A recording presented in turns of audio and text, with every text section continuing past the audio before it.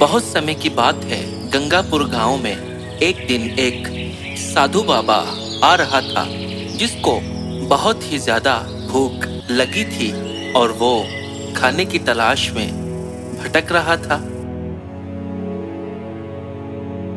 अरे ओ बेटा, अगर कोई घर में है तो ऊपर वाले के नाम में कुछ खाने को दे दो, बहुत भूख लगी है। अगर कोई मेरी बात सुन रहा है तो ऊपर वाले के नाम में कुछ खाने को ला दो, मुझे बहुत भूख लगी है। ऊपर वाला तुम्हारा भला करे। बोलो क्या बात है, क्या मसला है? सुबह सुबह शोर डाल दिया है आकर, कोई ढंग से काम भी नहीं करने देते। अरे नहीं बेटा, मुझको ना बहुत ही ज्यादा भूख लगी थी और मैं काफी देर से भटक रहा हूँ, इसीलिए मैंने थोड़ा सा ऊंचा बोला कि अंदर आवाज सुन ले, वरना तो वैसे हम जैसे फकीरों की कौन बात सुनता है। इसीलिए बेटा थोड़ा सा ऊंचा बोला था। कुछ खाने को है तो मुझको ला दो, बहुत ही भूख लगी है। अरे मैंने तुम्हारे लिए दावत बना कर रखी है, जो तुमको मैं खाना दूं है? चले आते हैं मुंह उठाकर, जिससे मर्जी खाना मांग लिया। नहीं है कुछ मेरे पास, भाग जाओ यहाँ से। अरे बेटा इतना गुस्सा क्यों कर रही हो? एक रोटी की तो बात है। एक रोटी की बात है? क्यों, तुम्हारी शक्ल है एक रोटी वाली? जाओ भाग जाओ यहाँ से, मैंने तुमको कुछ नहीं देना। आ जाते हैं मुंह उठाकर। रोशनी जब उसको ऐसा कहती है कि तुम्हारी शक्ल रोटी लेने वाली नहीं है, तो साधु बाबा इस बात पर क्रोधित हो जाते हैं और रोशनी को श्राप दे देते हैं। बेटा मैंने तो एक रोटी तुमसे मांगी, लेकिन तुम बहुत ही बदतमीज हो और मेरी शक्ल तुमको अच्छी नहीं लग रही ना, तो जाओ, आज के बाद तुम्हारी शक्ल ऐसी हो जाएगी कि तुम खुद भी नहीं देखोगी अपनी शक्ल, और तुम्हारा पति भी तुम्हारी शक्ल को पहचान नहीं पाएगा। तुमने मेरे दिल को दुख दिया है, एक रोटी की बात पर तुमने मुझे इतना जलील किया है। जाओ, मैं तुम्हें शराब देता हूँ, आज के बाद तुम्हारी शक्ल देखने वाली नहीं होगी। अरे जाओ जाओ, बहुत देखे तुम्हारे जैसे पाखंडी बाबा, भाग जाओ यहाँ से। और मैं जैसी हूँ ना ऐसी ही रहूंगी, कुछ भी नहीं होने लगा मुझको, तुम अपना सोचो। इतना कहकर साधु बाबा वहां से चला जाता है और रोशनी गुस्से में ही होती है। रोशनी को लगा कि ये साधु बाबा पाखंडी है, लेकिन जैसे ही साधु बाबा चले जाते हैं तो पीछे से रोशनी की शक्ल बदल जाती है। रोशनी को ये पता नहीं होता कि मेरी शक्ल बदल गई है, वो अपने कामों में गुम रहती है।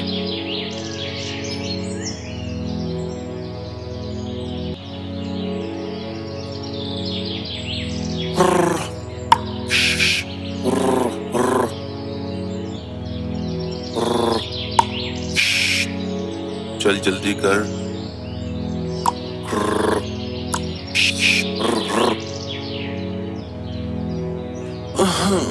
आज कुछ अच्छा नहीं लग रहा, पता नहीं क्यों। आज दिल घबरा सा रहा है, जैसे कोई बुरा होने वाला हो। अच्छा चलो काम खत्म करूं, ऐसा तो हो ही जाता है, ऊपर वाला बस दया करे, कुछ नहीं होगा। अच्छा चलो काम तो खत्म करूं ना। लखन काम कर लेता है और खाना खाने का वक्त हो जाता है, और लखन का दोस्त शामू लखन को ये कहता है कि अरे लखन भैया आ जाओ, काम खत्म कर लिया है तो खाना खा लो, मैं भी खाने लगा हूँ। आ जाओ भैया, मिलकर खाते हैं खाना। बहुत शुक्रिया शामू भैया, पर मुझे ना अभी भूख नहीं है। देखिए मेरा खाना भी मेरे पास है, लेकिन भूख नहीं है आज। बस मैं ना घर को जाने लगा हूँ, पता नहीं बस आज दिल नहीं कर रहा, इसीलिए ये खाना भी पड़ा है। कोई नहीं, मैं घर जाकर खा लूंगा, तुम खा लो भैया। बहुत शुक्रिया। अच्छा भैया ठीक है, कोई बात नहीं, मैं खा लेता हूँ, तुम घर खा लेना जाकर। चलो अब फटाफट से पेट पूजा हो जाए, काम तो बहुत कर लिया। हाँ हाँ भैया तुम खाओ, मैं भी बस घर जाने लगा हूँ। अरे लखन, ये खाना तो लेते जाओ अपना, खाना यहीं भूल गए हो, खुद ही कह रहे थे घर खा लूंगा, ये तो यहीं पड़ा है, इसको भी साथ ले जाओ। ओहो हो, अच्छा अच्छा, शुक्रिया भैया शुक्रिया। मैं इसको यहीं पर छोड़ के जाने वाला था, बहुत शुक्रिया। अच्छा किया भैया, तुमने याद करवा दिया, वरना इसने यहीं पर रह जाना था और मैं तो भूला भूला वैसे भी जा ही रहा था। शुक्रिया भैया। चलिए ठीक है, अब मैं चलता हूँ। लखन अपना खाना लेकर वहाँ से घर को चला जाता है। पता नहीं आज तो खाना खाने को भी दिल नहीं किया। अच्छा चलो, घर जाकर रोशनी के साथ बैठकर खाना खाऊंगा। आज लगता है तबीयत ठीक नहीं लग रही मुझको मेरी। चलो घर चलता हूँ ना, फिर जाकर लेटूंगा, थोड़ा आराम करूंगा। दूसरी तरफ रोशनी के गुस्सा करने पर पंडित गांव से चला जाता है और भूखे पेट ही जा रहा होता है।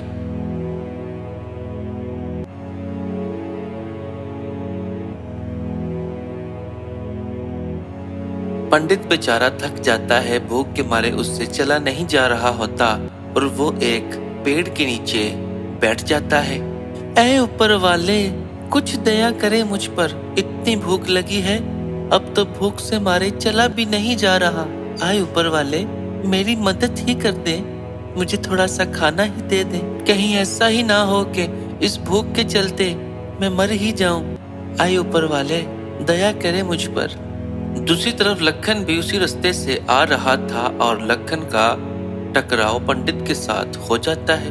लखन दूर से ही पंडित को देख लेता है और ये कहता है कि अरे ये तो पंडित है, ये यहाँ पर क्यों बैठे हैं? मुझे लगता है तबीयत खराब ना हो इनकी। चलो जाकर पूछता हूँ, अगर कुछ हुआ तो मदद करूंगा।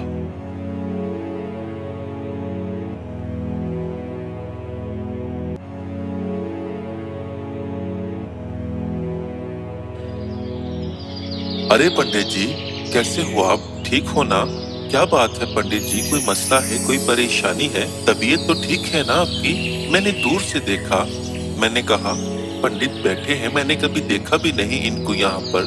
शायद कहीं दूर से ना आए हो, तबीयत खराब हो गई है या कुछ भी मसला, बैठ गए हैं इसलिए पूछा है। कोई परेशानी है तो बताएं, मैं आपकी मदद जरूर करूंगा।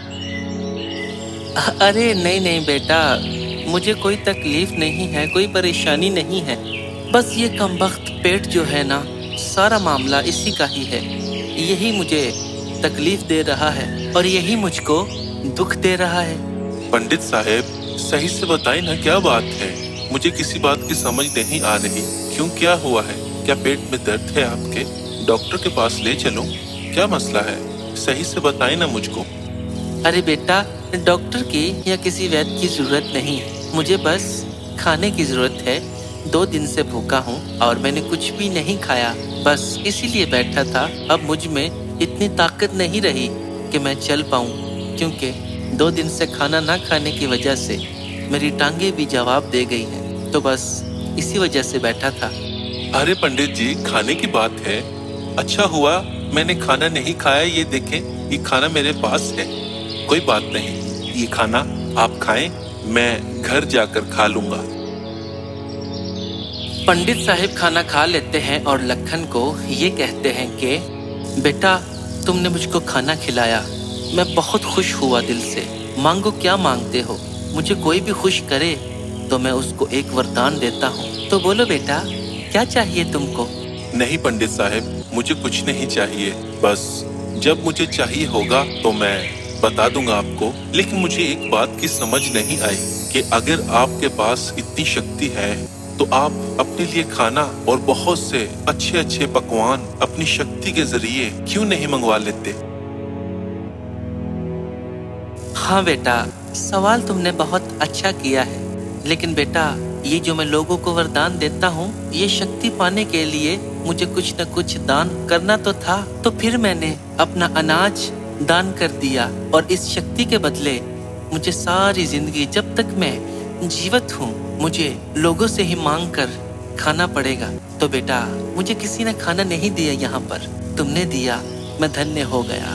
मैं बहुत खुश हुआ इस बात से। कभी भी कुछ चाहिए हो तो मुझे याद करना, मैं उसी वक्त आ जाऊंगा। ठीक है पंडित साहेब, बहुत शुक्रिया कि आपने मुझसे खाना खाया। धन्य तो मैं हो गया। अच्छा चले ठीक है, अब मैं घर को जा रहा हूँ, आप भी जाएं, और अगर मुझे कुछ चाहिए होगा तो मैं आपको याद कर लूंगा। तो चलिए ठीक है, अब मैं घर जाऊं, मेरी पत्नी मेरा इंतजार कर रही होगी। लखन वहां से चला जाता है और पंडित भी वहां से चले जाते हैं।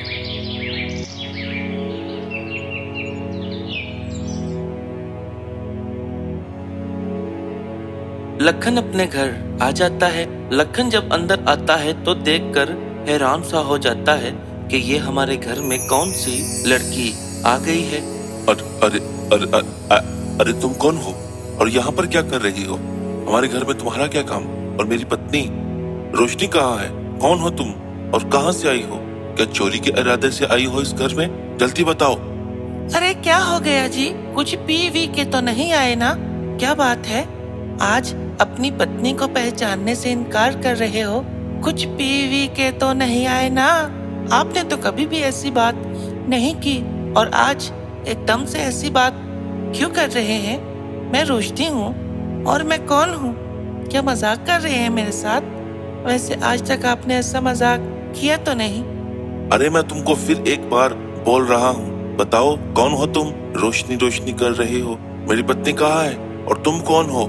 देख लेना, अगर किसी बुरे इरादे से तुम यहाँ पर आई हो और मेरी पत्नी रोशनी को अगर तुमने कुछ कर दिया है ना तो मुझसे बुरा कोई नहीं होगा। बोलो कौन हो तुम? लो जी, कैसी बातें कर रहे हैं? मैं रोशनी ही हूँ। आप तो ऐसे कर रहे हैं जैसे सच्ची में मैं रोशनी हूँ ही नहीं। मजाक की भी कोई हद होती है। बस करें, अब मैं रोशनी ही हूँ। ऐਵੇਂ बार बार कही जा रहे हैं, बस करें ना। चले मैं अब खाना बनाती हूँ तो खाना खाएं, चले मुंह हाथ धो कर आए। और जब खाना खाएंगे ना तो फिर मजाक भूल जाएंगे और फिर यही कहेंगे, रोशनी तुम तो छा गई, कमाल कर दिया तुमने, जैसा रोज कहते हैं। बस करें अब, चले खाना खाएं। ऐसा तो मैं रोज रोशनी को कहता हूँ, तुमको कैसे पता है ये वाली बात? क्या तुमने रोशनी से पूछा है? वैसे ये रोशनी को तो मैं अकेले में ही कहता हूँ कि रोशनी तुम छा गई, तुमने कमाल कर दिया, तुमने बहुत ही अच्छा खाना बनाया है। क्या रोशनी नहीं लगा रखा है? मैं आईना देखती हूँ, क्या ऐसा मेरे चेहरे में बदलाव हो गया है कि मैं रोशनी ही नहीं लग रही आपको? एक मिनट, मुझे आईना देखने दे जरा। रोशनी आईना देखती है और लखन गुस्से में ही होता है, लेकिन वो आईना देखती है और उसको सब पता चल जाता है कि मेरी तो शक्ल ही बदल गई है। तो वो ये कहती है कि अरे बाबा, अरे मेरी तो शक्ल बिल्कुल ही बदल गई है। आपको नहीं पता, मैं रोशनी ही हूँ। उस पंडित की वजह से मुझे पता चल गया है, ये सब कुछ उस पंडित की वजह से हुआ है। उसी पंडित को मैंने खाना नहीं खिलाया और वो मुझको ऐसे श्राप दे गया। आए आए बाबा, आए, अब मैं क्या करूँगी? मेरी सारी शक्ल बदल गई। आप कुछ सोचे ना, देखे ना आप क्या कर दिया उस पंडित ने। जब रोशनी पंडित का नाम लेती है तो उसके जहन में वही पंडित आते हैं कि शायद वही पंडित है, और वो रोशनी से ये पूछता है कि पंडित कौन से? क्या बात हुई है? अगर तुम रोशनी हो मुझे सही से सारी बात बताओ। रोशनी लखन को सारी बात बताती है कि कैसे मैंने उसको खाना नहीं खिलाया और कैसे उस पंडित ने मुझको श्राप दिया। वो सारी बात लखन को अच्छे से बताती है।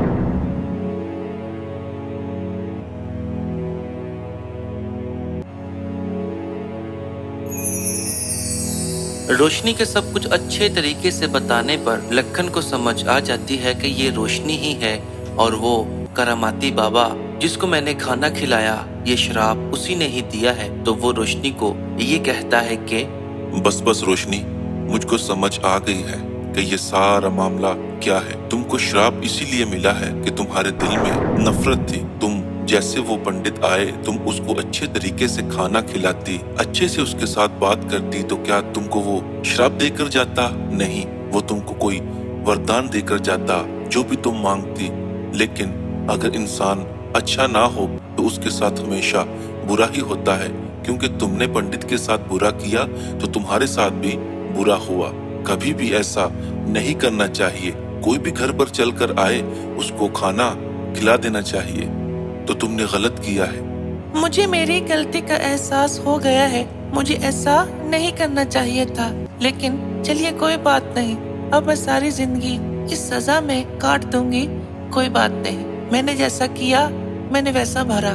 नहीं रोशनी, तुमको सारी जिंदगी इसी रूप में नहीं काटनी पड़ेगी। तुमने खाना नहीं खिलाया था ना पंडित को, तो पंडित रास्ते में बैठे थे, मैंने अपना खाना पंडित को खिला दिया था। पंडित ने मुझे ये कहा था कि तुमको क्या चाहिए, मैं तुमको वरदान देता हूँ, जो भी मांगो तुमको मिलेगा। तो मैंने कहा कि मुझे अभी जरूरत नहीं किसी चीज की भी, जब चाहिए होगा मैं मांग लूंगा। तो अब मैं उनसे तुम्हारी माफी मांगूंगा और वो तुमको ठीक कर देंगे। सच्ची? क्या मैं सच्ची ठीक हो सकती हूँ? हाँ रोशनी, तुम ठीक हो सकती हो। चलो बाहर चले, फिर मैं तुमको बताता हूँ। वो दोनों बाहर आ जाते हैं और जैसे पंडित ने बताया होता है कि तुम मुझको याद करना, तो मैं फौरन ही आ जाऊंगा। तो लखन पंडित को उसी तरह बुलाता है। रोशनी को लखन कहता है कि तुम किसी जगह छुप जाओ, और रोशनी छुप जाती है। फिर वो पंडित को दिल में याद करता है और पंडित उसी वक्त वहाँ पर आ जाता है और पंडित उनसे आकर ये कहता है कि अरे बेटा, तुमने मुझको याद किया। क्या बात है? कोई परेशानी हो गई है क्या? बोलो, क्या बात हो गई? पंडित जी, परेशानी बहुत बड़ी है। आपने कहा था ना कि मैं तुमको वरदान दूंगा, जो भी मांगना है तुम मांग लो। और मैंने आपको कहा था कि मुझे अभी जरूरत नहीं, जब कोई जरूरत होगी तो मैं मांग लूंगा। और पंडित जी, अब मुझे जरूरत है, क्या आप मुझे देंगे? अरे हाँ बेटा, जो भी मांगना है मांग लो, मिल जाएगा। तो ठीक है पंडित जी, फिर अब मना नहीं करना आपने मुझको। इतना कहकर लखन रोशनी को बुला लेता है और रोशनी आ जाती है।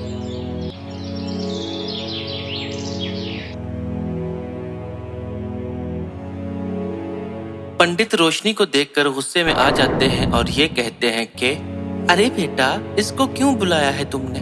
इसी ने ही तो मुझको खाना नहीं दिया और इतना मुझको बुरा भला भी बोला। इसने कहा तुम्हारी शक्ल देखने लायक नहीं है कि तुमको खाना दिया जाए। मुझे अच्छा नहीं लगा था। इसको दूर कर दो मेरी नजरों से। पंडित साहब, क्रोधित ना हो। इसको अपनी गलती का एहसास हो गया है और इसने सब कुछ मुझको बता भी दिया है। ये मेरी पत्नी है। पंडित जी, आप इसको माफ कर दें। आपने कहा था कि तुम जो मांगोगे मैं तुमको वरदान दे दूंगा। तो बस मैं अब यही चाहता हूँ कि मेरी पत्नी को आप माफ कर दें। बस इतना ही चाहता हूँ। जी पंडित जी, मुझको अपनी गलती का एहसास हो गया है। मुझे माफ कर दें। मुझे कभी भी ऐसा नहीं करना चाहिए था, लेकिन अब मुझसे गलती तो हो गई है।